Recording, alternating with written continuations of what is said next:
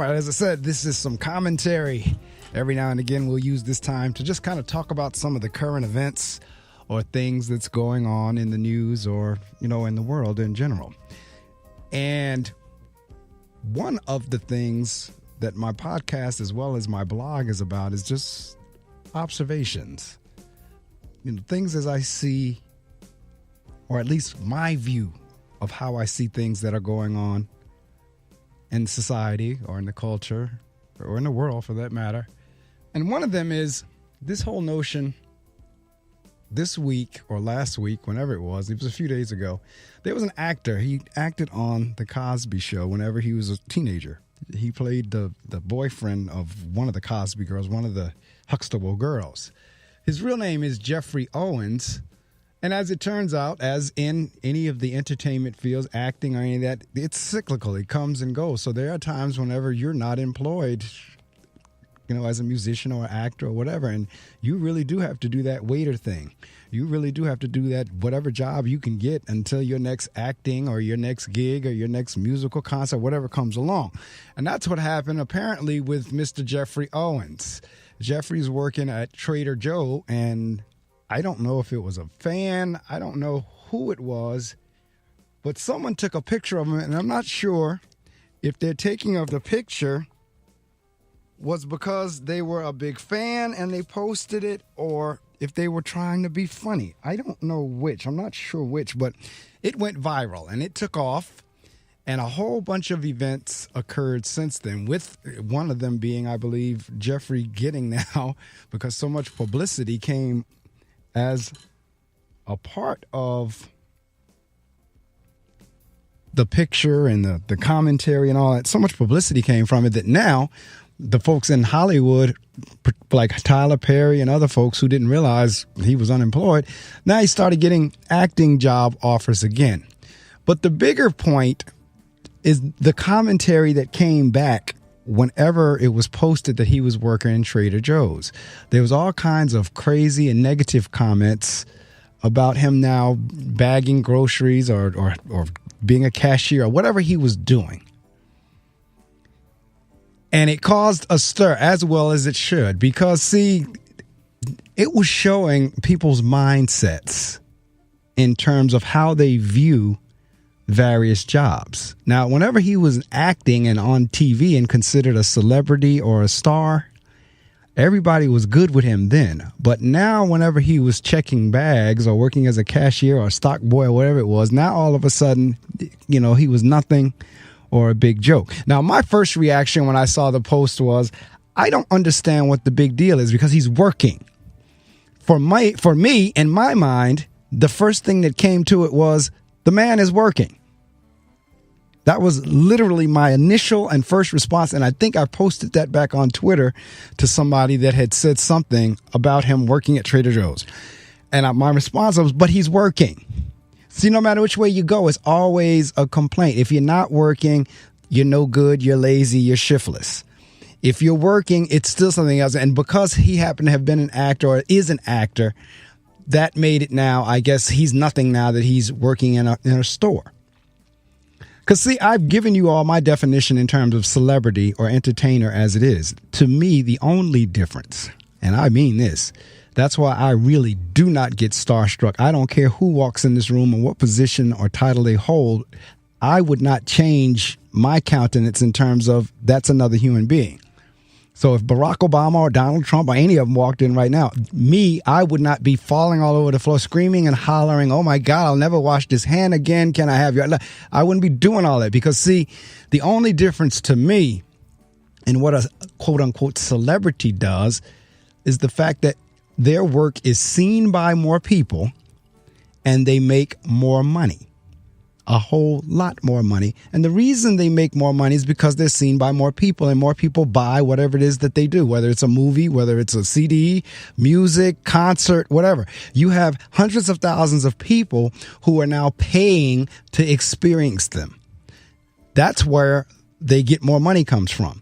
The viewership or their audience is larger because of whatever they do. But beyond that, there really is no difference. So now that Jeffrey or Mr. Owens went from starring on The Cosby Show to working in a store, all of a sudden he's a different person according to everybody else that's making all these commentaries and posts and tweets and this, that, and the other. So this is what he says, which, I'm reading this with an interview that he did with Robin Roberts on, I guess that was Good Morning America. And I'd seen, I'm telling you, it catapulted Mr. Owens back into the spotlight. Now, I don't know, there's that verse in the Bible that what one meant for evil, God meant for good. I don't know if the person, when they snapped that picture, whether they meant any evil out of it or not. But either way, some good came out of it for Jeffrey Owens. So I'm reading from the net. This is the story that's on something called, looks like The Takeout, the Newswire. You really have to hand it to Jeffrey Owens. The Cosby Show star made headlines over the weekend when a picture of him bagging groceries at a New Jersey Trader Joe's quickly went viral, showing up on the Daily Mail and Fox News. Many of Owens's fellow actors then took to social media in solidarity, explaining that many of them also took other jobs to help supplement the frequently inconsistent income that can go along with creative pursuits. Owens, for his part, has remained pretty positive throughout this whole thing, telling Good Morning America's Robin Roberts that, quote, "There's no job better than another. Every job is worthwhile," unquote. Now, see, that's the quote I'm going to hang on, but I'm going to finish reading the story, but that's where I'm at. According to CNN, Owens has since left the Trader Joe's job. As soon as I heard this story was in the works, I resigned because I didn't feel that for my peace of mind and my dignity that I was going to be able to function there in a positive way, spiritually and emotionally. Trader Joe's encouraged him to call it a leave of absence and keeping the door open. But the indefatigable Owens has found the supporting outpouring he's received to be overwhelmingly positive, telling CNN, "What has been sustained now over days is how much love and support there is, not just for me, but for working people. The idea that, hey, what's wrong with working at Trader Joe's or any job like that? Absolutely nothing." While Owens is best known for his role as Elvin on The Cosby Show for several seasons, he also has performed on stage. He's the founder and artistic director of the Brooklyn Shakespeare Company, according to his website, and runs a weekly Shakespeare workshop, and appeared as a guest star on a variety of shows from It's Always Sunny in Philadelphia to The Affair. The woman who took the picture in the first place, the ironically named Karma Lawrence, says she now regrets her action and didn't get paid for the picture. She told People, "I don't know what possessed me. I just did it. I didn't even think about it. I just kind of did it on impulse, and it was a bad impulse." While the AV Club reports that Tyler Perry has offered Owens a job in the wake of this ordeal, Owens told CNN, "Even with all this notoriety right now, I think I'd actually feel a little uncomfortable if someone said, because of what's happening to you in the media right now, we're going to give you a job. Still, if because of this I get more auditions, I get a chance to get in the room and compete with my peers for jobs, that I wouldn't mind at all. A well-deserved chance at any rate."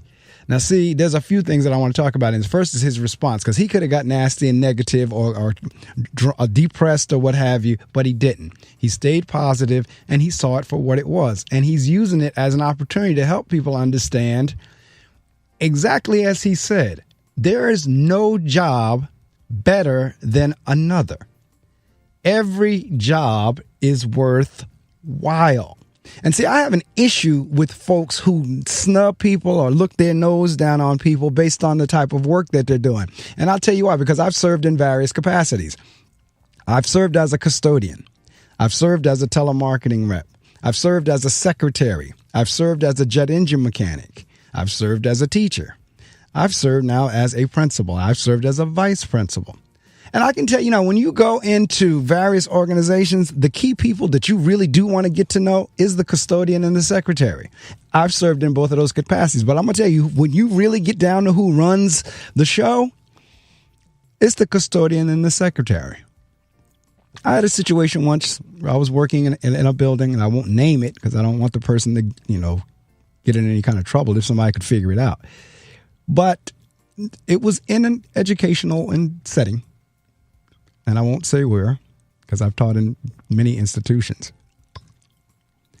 But the custodian and I were having a chat as he was walking down the hallway to let me in the room. We started talking about this whole issue that Jeffrey Owens is talking about. And what the young man shared with me was, for you, I have no problem with coming down here, opening the door for you, because you treat me as if I'm a human being. You're not looking down on me or treating me as if I'm a piece of dirt because I'm a janitor or a custodian. He said, but for some people, when they come and ask me to open their doors, I take my time, or I've lost my key, or I can't find my key, or I have something else to do. And I do that simply because they approach me and they treat me as if I was dirt. They act as if I'm not a human being because I'm a custodian. They talk to me any old kind of way. They ask they don't even ask. They tell me what I'm going to do. So for those folks, I lost my key. No, I'm sorry. I don't have my key right now. Oh, you know what? I have to go to the other building to get it. And I understood exactly where the young man was coming from. Because as I said, I served as a custodian. I was a custodian from 1979 to 1985. Now, it began as a part-time job, and it ultimately became a job that I was doing while I was in college. And ultimately, the first year out of college before being hired in my first real job, quote unquote, that was my job. And I know how people look down, and I know how people acted whenever it was the custodian. We have kids that I work with now that I'm constantly speaking with to help combat that negative attitude of, we can throw paper on the floor, the custodian will get it. No. We can leave a mess on the table. That's the custodian's job. Same thing on the secretary front. I've seen how people treat secretaries, that they think they're nothing. You're just a secretary. Because, see, I tell the folks that I work with, back to Mr. Owens' point about there's no job better than another, every job is worthwhile. There is no such thing in any building that I lead as just a. I'm just the custodian. No. I'm just the secretary. No. I'm just the aide. No. There is no such thing as just a. We're all in this thing together. And as he said, there's no job better than another. People really need to get out of that mindset of thinking they're all that in a bag of chips because of their title, because that title can be stripped very quickly. Let a health issue come to pass. That title don't mean anything. Let a layoff or a downsizing or a right sizing or whatever they call it nowadays come to pass. Title don't mean anything. And in the field that Mr. Owens is in, as he said, it's inconsistent in terms of when you're an actor, an actress, or in Hollywood, or like I said, on the concert trail. There are very few Michael Jacksons or Princes or Denzel Washingtons that hit it consistently like that. For most people, as he said with his peers that were saying, yes, we've had to take jobs like that too. For most people, that's what they have to do in between. And there's nothing wrong with that. But there are people who snub and look down and hold their head up and nose up as if they're better than somebody because of the job that they do. For those who clean in hospitals and work in nursing homes and all that, to me, that's a gift. Everybody can't do that. I go in and out of nursing homes, and God bless the young ladies and men that can work in there, because for me, that's just something that I struggle with in terms of seeing people suffering. So to have the spirit and the mentality and the social emotion to be able to do that on a daily basis, that is a calling. So for somebody to go in a place like that and look down on somebody who was cleaning bedpans or pushing wheelchairs or working with the senior citizens, for somebody to look down on that, something's wrong with that. For somebody to look down on somebody who's bagging groceries in a store or is a greeter or whatever people consider to be a menial job. There is no such thing as a menial job. Every job is critical. Something that I just posted, I need everybody to think about. Think about when the sanitation workers, when they go on strike. Have you ever heard or seen sanitation workers go on strike in the winter? When it's really cold outside or snowy outside, have you ever seen them go on strike then? My guess is no. Because people could deal with the garbage in the cold because it doesn't smell. Now, it looks a mess if it's in the snow trash all over the place in the snow. It looks a mess. But for as far as it really being a nuisance to the nostrils, that doesn't occur until the summertime when the heat is at the height. That's when, if garbage is not picked up, folks know it. If garbage is not taken away in the summertime, in the heat of summer, like the heat that we've just had over these last few days, folks know it.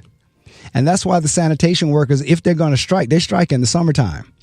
They do that intentionally and purposely to let you know this is how important my job is. And if I don't do it, the impact it has on you. So you look down on this job if you want to, but I guess what? If this job doesn't get done, guess the inconveniences and the experiences you're going to have by those smells and by the rodents that's going to come out and everything. Because see, in the cold, a lot of those things don't occur. But in the summertime, in the heat, that's when the smells get like unreasonable. And I'm trying to be nice with my wording here. Like the smells is unreal. And they know that. The other morning, I happened to be taking the garbage out as the garbage truck pulled up. And the young man who came to get the receptacle, I spoke to him, said, good morning, talked to him. And he looked at me as if he was shocked that somebody actually said, man, have a great day. Yo, man, thank you. Yeah, that's what it was, because he gave me the receptacle back. And I said, thank you. And he looked in shock that someone thanked him as the garbage man. Yes, because I consider that an extremely important job. I just told you, the sanitation workers strike in the summer because they know those smells, they're going to get you. And it lets you know. Tell you what, test it again. Let in your building, wherever you work, let the custodians not empty the garbage for a few days. Let them not come through and clean the bathrooms and the toilets and all that for a few days and see how well that building functions. Let them not sweep floors, mop floors, wash walls, and everything else that a custodian does. Let them not do it for a couple of weeks and see how well that building functions. Same with security. Let security decide not to be security and see how things function. Same with secretaries. Let the secretary, because I know for a fact I have 2 secretaries that support me, and with any one of, if either one of them are absent, we feel it. If the chief custodian is not there, I feel it. If my security folks are not there, I feel it. These are the folks that really keep the building going. And everybody wants to look their nose down upon, thinking that's a menial task. That's a job not worth anything. Let some of these folks that people snub their nose at, let those functions stop or go away. And then we'll understand and recognize just how important they really are. So I could not agree with Mr. Owens more when he says there's no job better than another. Every job is worthwhile. And that's where I'm going to leave it in terms of that story very quickly. I'll talk a little bit about Colin Kaepernick and his protest and where it has gone to, because apparently Nike has now embraced, if that's the word, I don't know if that's the word or not, but they've partnered with Mr. Kaepernick. Mr. Kaepernick is in their latest ad campaign, and it's suggesting that, be willing to fight for something, whatever you believe in, even if you have to sacrifice. Hold your guns. I mean, and I'm paraphrasing it because I'm going to look up the exact quote in a minute to talk a little bit about it. But that's pretty much what they are saying in terms of. I see what it is. Okay, I was trying to see what was doing that on the computer, but now I see what it is.